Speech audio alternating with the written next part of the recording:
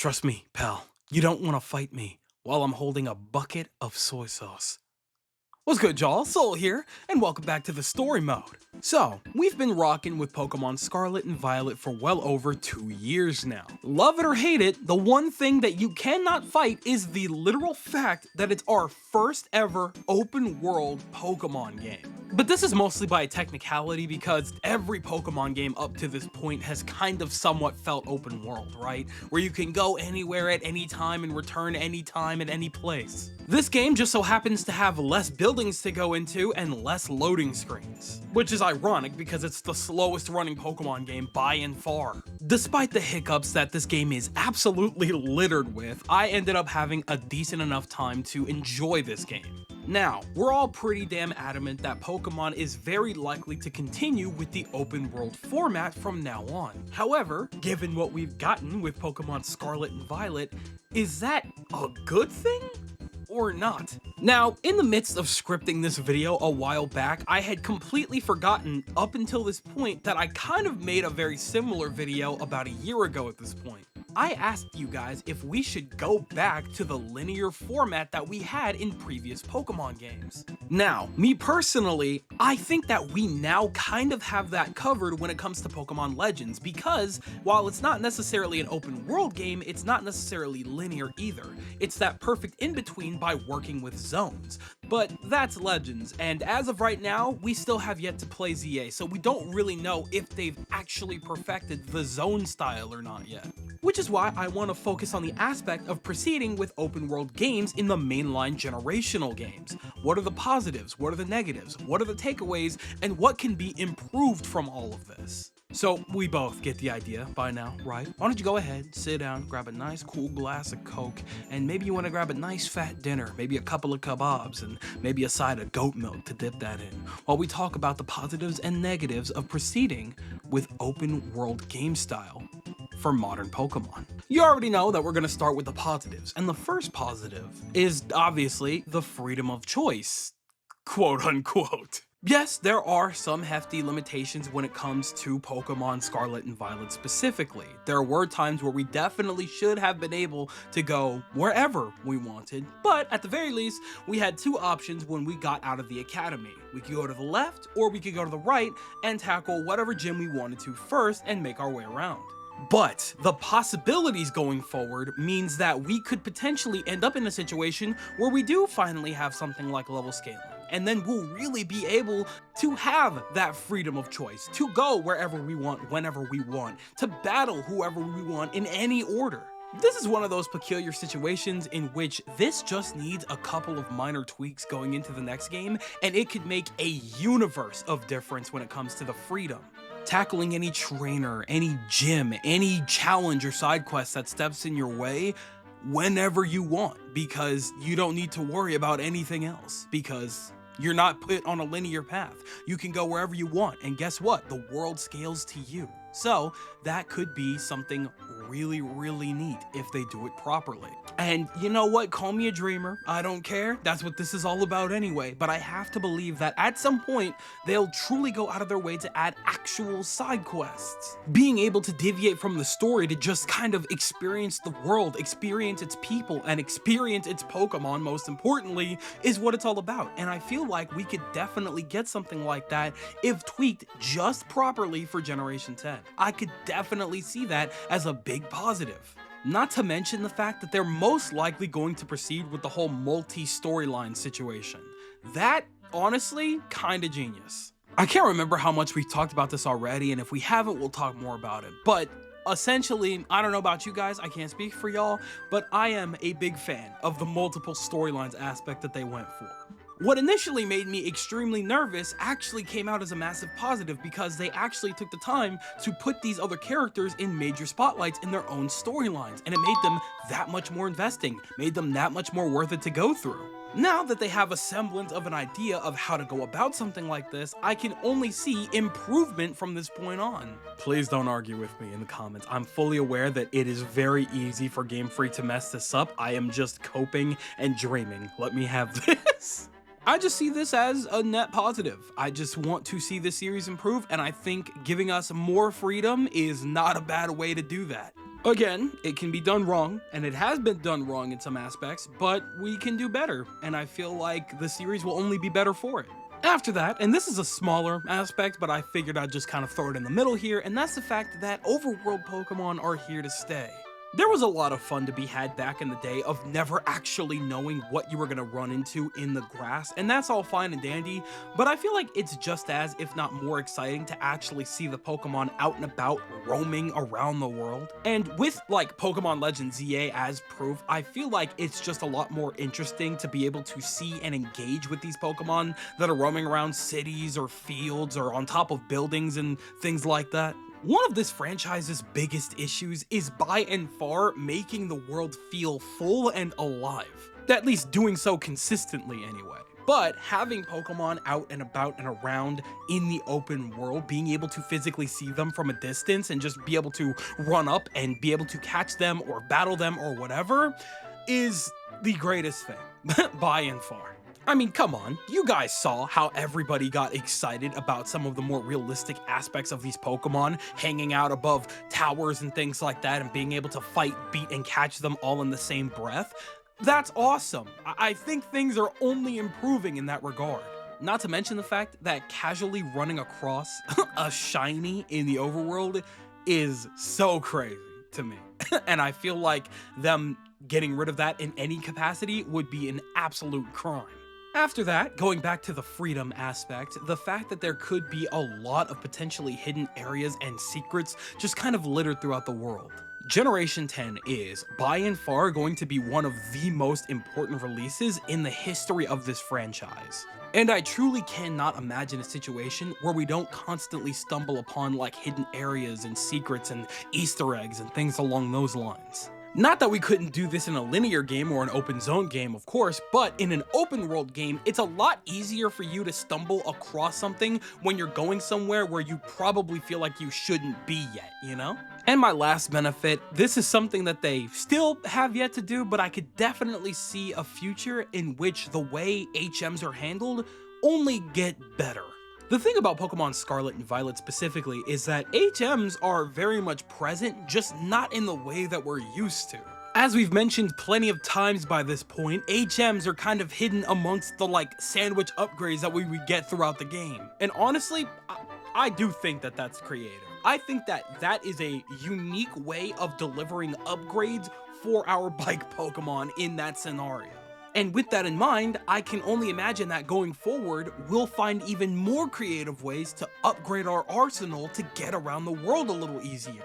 Ideally, I would absolutely adore a situation in which if we have the right Pokemon in the moment that can handle a certain task, they'll be able to do it. However, we can also get some form of gadgets that would also get the job done in case we don't have the right Pokemon for the job. Having an open world situation like this one going forward could make for some really interesting and creative solutions down the line. We'll have to see how that plays out, and again, you know, not that other styles of games can't do that, but I feel like it's more likely to be able to do in a sandbox style game, you know? So that just about does it for that, and I'll be so honest, some of those, a little bit of a reach. And the reason for that is because we have to flip it over to the negatives, and it was a lot easier to find negatives than it was positives. I'll be so honest with you, but instead of yapping about it, let's talk about it. Now, this is something that we've talked about before, but firstly and most noticeably, the loss of true roots.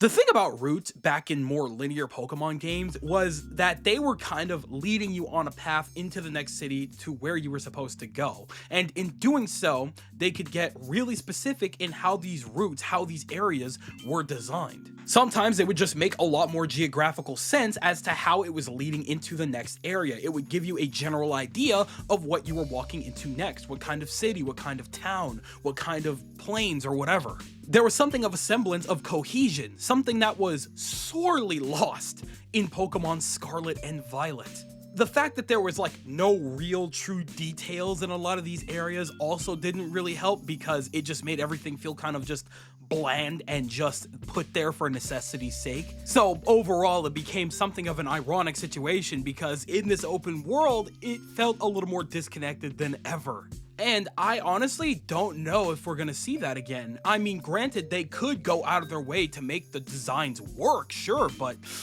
I don't know if it's ever truly gonna feel the same if they aren't distinctly separated from one another. Not to mention, we're probably never going to get individual root music ever again. I'm so sick thinking about that, gang. Ugh!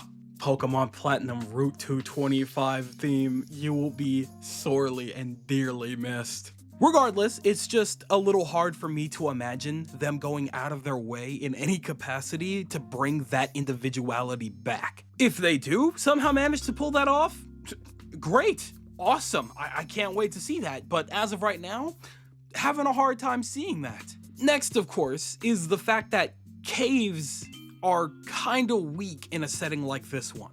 Now, Pokemon isn't the only culprit of this. Even in Tears of the Kingdom, one of my favorite games of 2023, caves were a little on the lackluster side. In an open world game with a lot less limitations, making caves interesting is kind of hard. Hell, even Pokemon Legends Arceus wasn't really doing all that much with caves either. It was very lackluster, extremely empty, and not really worth exploring all that much or for very long. On one hand, I do think that Pokemon has a massive advantage here in doing what they used to do by giving us like mythical events and Pokemon that are hidden deep in these caves. However, we didn't see that at all. All of the like mythicals and legendaries were just kinda out in the open. We're not going through these massive caves with crazy winding corridors or like insane puzzles and tricks to get to legendary Pokemon like Mewtwo anymore. That just hasn't been a thing in a while. And honestly, it's kind of hard to imagine how they could make this work and make it fun, because once we have enough skill or power or whatever to traverse the world, we would just end up jumping down a couple of holes, you know? The only way I could think to make caves interesting is to really go like full on Legend of Zelda and put some serious puzzles in there. And that would make it super interesting, especially if it's harboring really good items or like a really cool mythical or legendary or like a very specific event. I feel like that would be super dope. But again, I don't know if they would ever do that or how exactly they would make it work. Open world is simply tough on caves, and we have seen that multiple times even outside of Pokemon Scarlet and Violet, with, again, Legends of Zelda. Even with Xenoblade Chronicles, which I played recently, caves aren't like anything crazy. But of course, that's just my opinion. Take that one as you will. After that, I have another one here that definitely could be fixed in a future title if they were to put in the work, and that is the fact that towns are definitely taking a massive hit going forward. I do hope I'm wrong on this and that going forward they do put in a little more effort when it comes to town designs. However, they most likely figured, since we're not going to be spending that much time in any of these towns anyway, there is absolutely no reason for us to incorporate any heavy designs to make them feel or look unique in any way, shape, or form. If any of these towns have their own unique themes, I don't remember what they are. Not that the music was bad by any means, Shink Snell, but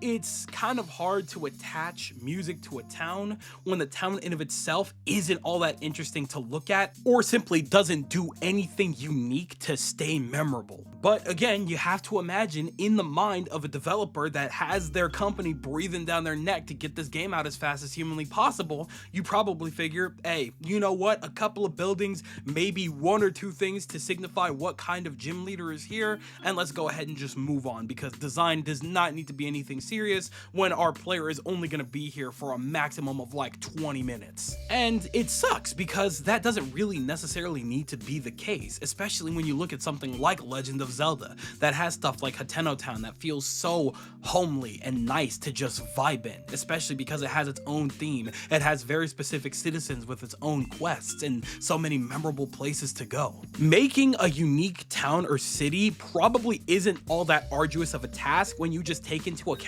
that as long as there's actually stuff to do there and interesting NPCs to interact with there outside of just battling a gym, you could do plenty. Give the town some history, some personality. What are the people in that town talking about right now? What happened nearby? What's happening in the city or town? Maybe they have a spot that they all like to go to. Maybe a new restaurant opened up. Maybe a new game corner. Something. Just something.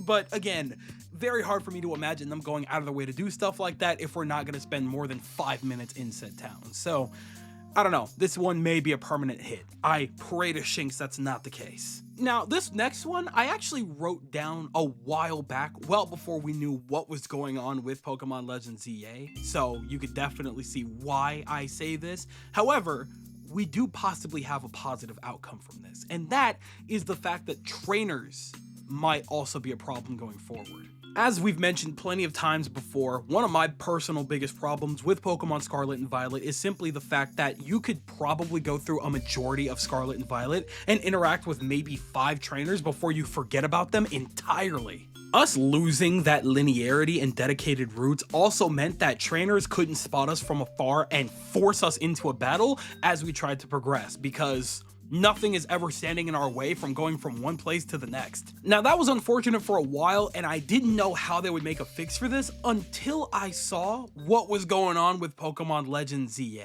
I truly do pray with my entire being that what they've got going on with the trainer situation there is something of a glimpse of what we could be looking at in the future for open world Pokemon games. Because if trainers are moving on this type of time, not only would it make them scarier, but it would make them a lot harder to avoid as well, or at least easier to notice. I think it would also add a very interesting level of challenge. Like, could you imagine you're kind of just walking around in the open world and you literally get attacked from behind without even knowing a trainer was hiding somewhere, and it puts you at a little bit of a disadvantage because of that? Shoot, I'm down. I'm super down. So we'll have to play that one by ear, but I really do hope that that's kind of what we could be looking at. Of course, that could probably definitely use some tweaks for dedicated open world games, so maybe it won't be exactly like that, but hopefully they feel like there is something that we could actually use there, because otherwise, the trainers in the open world format are absolutely beyond cooked. And then the last major thing that I've noticed that could become a trend going forward with open world format is the fact that people will easily become too sidetracked from the main story or main quests and end up getting so just overwhelmed that they end up putting the game down. Again, Pokemon is not the only culprit of this. I have seen plenty of times where people have picked up open world games and just get so overwhelmed or so just sidetracked that they just got done playing after a little while. Maybe it's an attention span problem? I have no idea. I have never had that issue.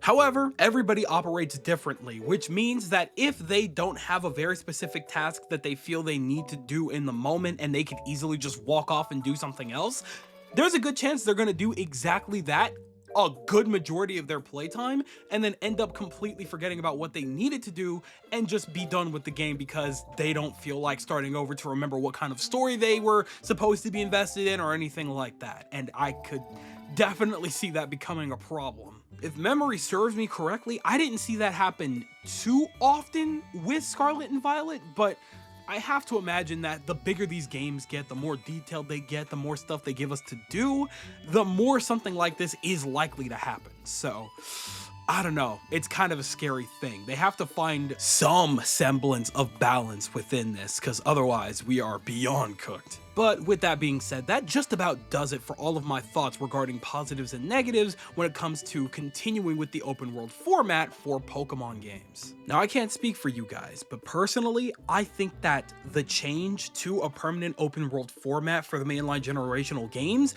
could be a good thing. What it really all boils down to is how the devs handle all of these transitions, all of these changes. How are they going to address all of these problems that we have during this transition period and improve on them so that when we do get that next big open world game, we can see they're actually trying to improve, trying to make these better so that they do feel like the Pokemon games we've always known and loved, just open world now.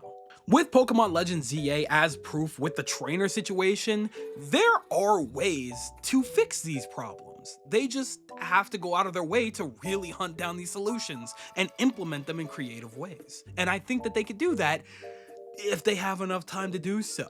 We'll see what happens. Hopefully they've been very hard at work on Generation 10 while working on Legends ZA, but hey, you know what? Maybe that's just me. So that just about does it. Ooh, did you hear my back crack? Oh my god. So that just about does it for this one. We're still in drought era and we're gonna be here for a while. So what I'm thinking is we're definitely going to be doing a lot of stuff in regards to our 10K goal situation, in which, you know, I want to do some more giveaways and stuff like that. I want to really give back to you guys, and I really want to interact with you guys more, which means, you know, once we hit that 10K goal, I'm thinking we're going to do a lot more live streams, a lot more giveaways, and we're probably going to, you know, set up some goals that we could do and stuff like that. So I'm going to set that up as soon as I possibly can. Again, I'm still like transitioning into this like work era, because things are getting crazy out here in the US, man. I gotta work. I gotta get my money going. But for the most part, we'll have to play things by ear. But for now, I want to pass the mic over to you guys. I want you guys to tell me everything that you're thinking in the comment section below. Do you agree that a lot of these issues that we've addressed in this are big issues because we're transitioning to open world, stuff that can't necessarily be fixed solely because open world games just can't do any of these things justice? Or are you on the opposing side? You think that these things can definitely be fixed. They can have, you know, alternative solutions if they were to just really put their heads to paper or to desk or screen, whatever the whatever the saying is, and they could really find fixes for all of this. Tell me everything that you guys are thinking in the comment section below, because you know for a fact that I am always gonna be down there with you guys. But with that, it does appear to be skedaddle o'clock, so I'm gonna go ahead and do just that. I'd like to thank you guys ever so much for watching. I truly do hope you enjoyed. Do me the greatest favor of dropping a like and a comment, and consider subscribing for more content just like this here. And with that, I'm gone. So thanks again, hope you enjoyed, and I'll be seeing you guys in the next video. Do me the greatest favor, taking good ass care, and I'll see you all next time. Bye! I stay funky, doing donuts in a bin. I stay funky, battle goes wherever I am. I stay funky, I don't know who's ready to spit. Just know you're going down with my 58 clips. I stay funky, honey's taking back to the crib. I stay funky, get the club popped off like pins.